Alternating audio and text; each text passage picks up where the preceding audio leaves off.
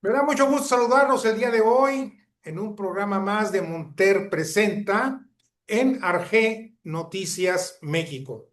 Como de costumbre, es un gusto saludar a nuestro querido amigo y colaborador de nuestro portal Arge Noticias México, Juan José Rodríguez Prats, que nos saluda desde Tabasco. Bienvenido, Juan José. Muchísimas gracias, mi querido Raúl. Siempre es un gusto platicar contigo. Muy bien, pues Juan José, tú que eres un experto político, sobre todo político, pero creo que tienes más sensibilidad, más experiencia en el análisis, en la observación de lo que está pasando en la vida política de nuestro país. En la actualidad, yo observo, y es ahí donde voy a requerir tu opinión, una, fíjate, no hay una crisis, sino creo que es un cúmulo de crisis. ¿Por qué? Me voy a explicar, Juan José. En primer lugar, se sigue estigmatizando en el gobierno de la 4T por parte de Claudia Sheinbaum, de ustedes los buenos y ustedes los malos y nosotros los buenos. Se sigue estigmatizando los que están en contra de la 4T y los que están a favor de la 4T. Se sigue estigmatizando poner a Morena por encima de la soberanía nacional. Se sigue estigmatizando que todos somos enemigos del pueblo si no seguimos los lineamientos de la 4T. Y por último, que creo que es lo más interesante, ahora resulta que los que criticamos al gobierno estamos atacando a la 4T y no aceptando que se requiere una crítica del gobierno para corregir y ser mejores y ser parte del desarrollo de nuestro país. ¿Tú cómo ves todo este pequeño rosario que te acabo de hacer y tú cómo lo definirías? Yo pienso, Raúl, que has mencionado las características de lo que estamos viviendo. Yo creo que la Revolución Mexicana generó un sistema político al que hemos estigmatizado. El viejo PRI, que desde mi punto de vista surgió desde la Constitución del 17, dio estabilidad y creó una cultura política y algo muy importante, creó una clase política. Yo milité en el PRI durante 24 años y milité en el PAN durante 32 años. Y aquí viene una frase que se ha repetido mucho, yo la leí en el pensamiento de Antonio Caso: no se destruye lo que no se reemplaza. Esto me parece que es una recomendación política de enorme relevancia. O sea, destruimos, porque al final de cuentas, esto que denominamos transición y después ese de la cuarta transformación, fue un intenso proceso de demolición. El PAN en sus dos sexenios no diseñó un sistema. O sea, el gobierno de Fox y de Felipe Calderón, en cierta manera, se dejaron llevar por la inercia. Y aquí también PRI y PRD decidieron estorbar a los gobiernos panistas porque sabían que si eran exitosos, era difícil que ellos retornaran al poder. Entonces la mezquindad nos destruyó y llegó después el gobierno de Peña Nieto, que desde mi punto de vista no corresponde al viejo PRI, y llega Andrés Manuel con esta cuarta transformación que nadie sabe qué es o en qué consiste, porque simplemente es porque antes hubo tres transformaciones y esta es la cuarta, pero no sabemos en qué consiste. Y eso me parece un vacío muy grave. No hay discurso político, porque la mañanera le funciona a Andrés Manuel por su propio. Yo no veo hoy un mensaje que emane del Ejecutivo ni de los liderazgos partidistas. O sea, verdaderamente el vacío es muy grave. Y yo creo que esa es una crisis política que es lo más grave, porque política es todo. Política es la polis en su conjunto. Entonces, es una crisis a todo lo que tú señalaste de un vacío. Y eso nos lleva a una incertidumbre, a una enorme ambigüedad, lo cual hace que la sociedad esté agobiada. El hecho de que este asunto de la renuncia, de retiro de una visa, genere tal magnitud en la opinión pública, agréguese también la influencia de las redes, me parece que es un síntoma muy grave de que nos está distrayendo cosas verdaderamente eventuales, o sea, dentro de este tema habrá sido ya parte de la cotidianidad, porque puede ser que vengan además muchísimas otras cancelaciones. Entonces, yo siento que ese vacío es sumamente grave y ahí es en donde no veo por el momento cómo pueda llenarse ese vacío. Eh, ¿Estarás de acuerdo conmigo, JJ, que en política no existe el vacío? Así es. En política alguien cubre ese vacío. ¿Tú crees que alguien va a cubrir este vacío? Mira, coincido contigo.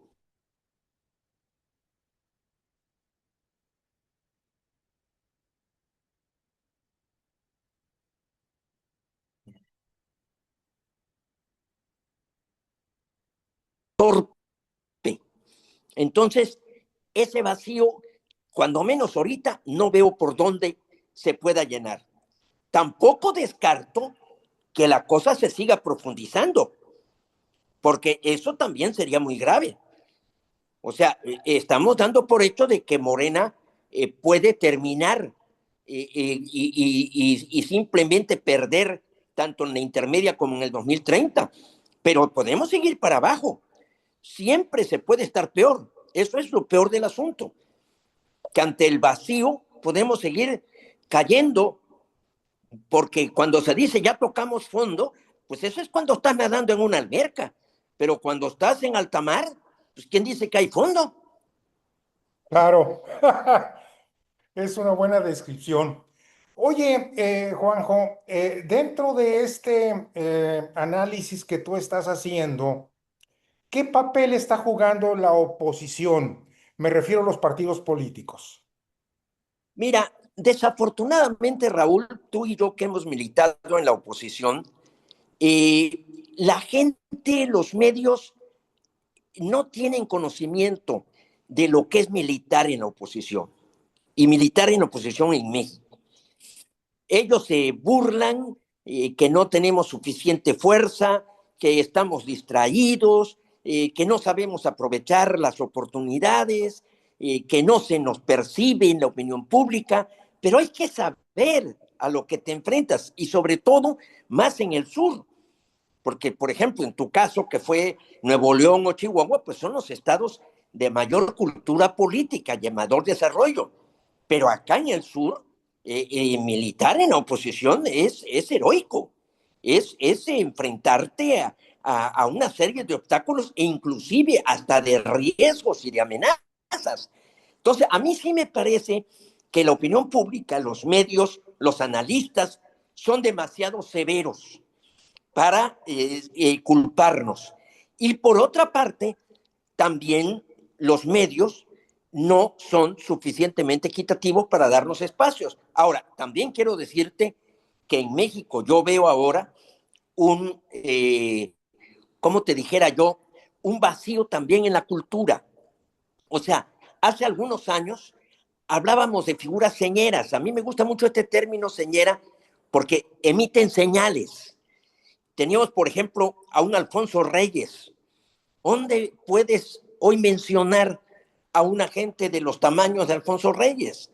O de Octavio Paz, o de Cosío Villegas, en fin, hay muchísimos pensadores.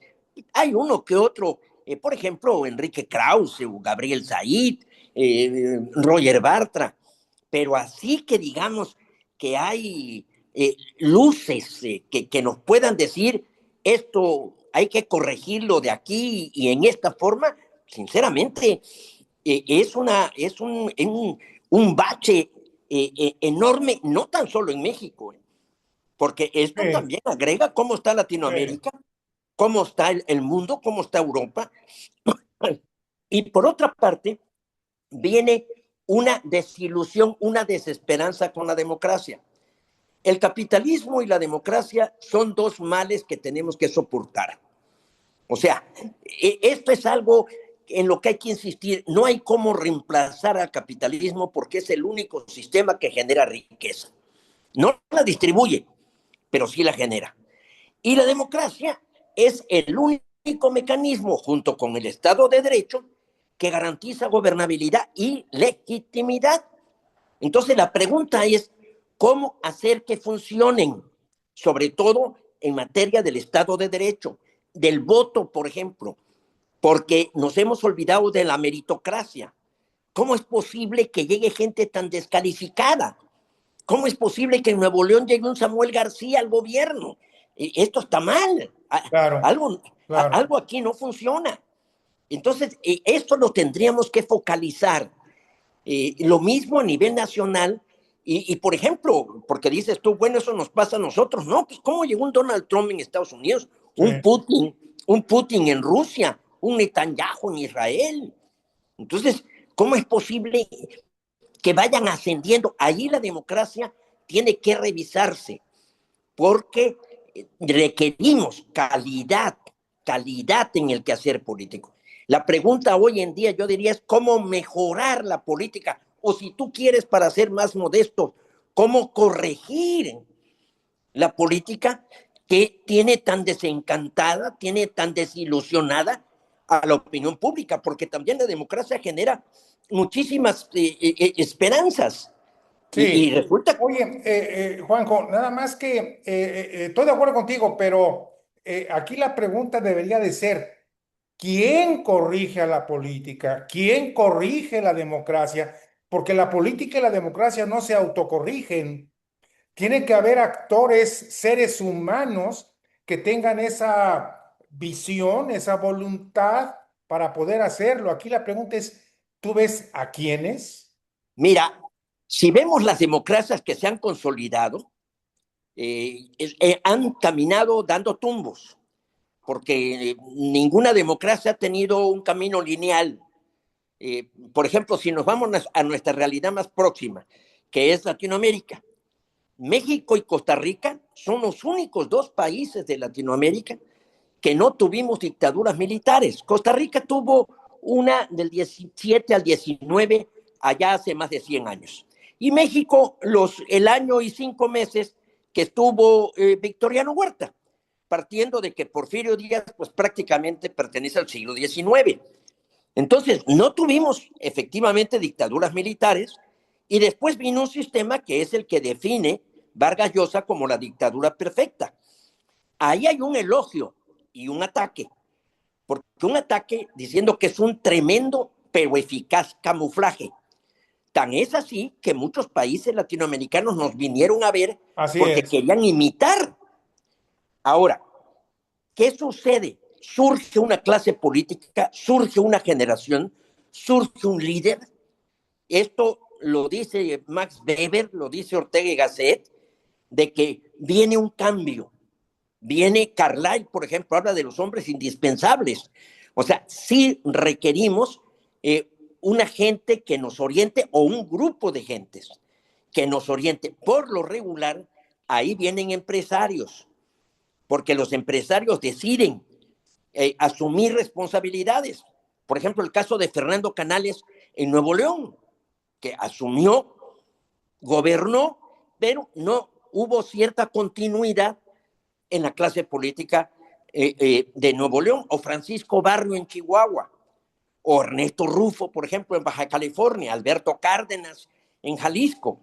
Son destellos, pero no le hemos podido dar continuidad. Tenemos una democracia y un sistema económico intermitente, y esa es una de nuestras grandes fallas. funciona, pero no le damos continuidad. Y el enemigo número uno de la falta de continuidad se llama Andrés Manuel López Obrador. Claro.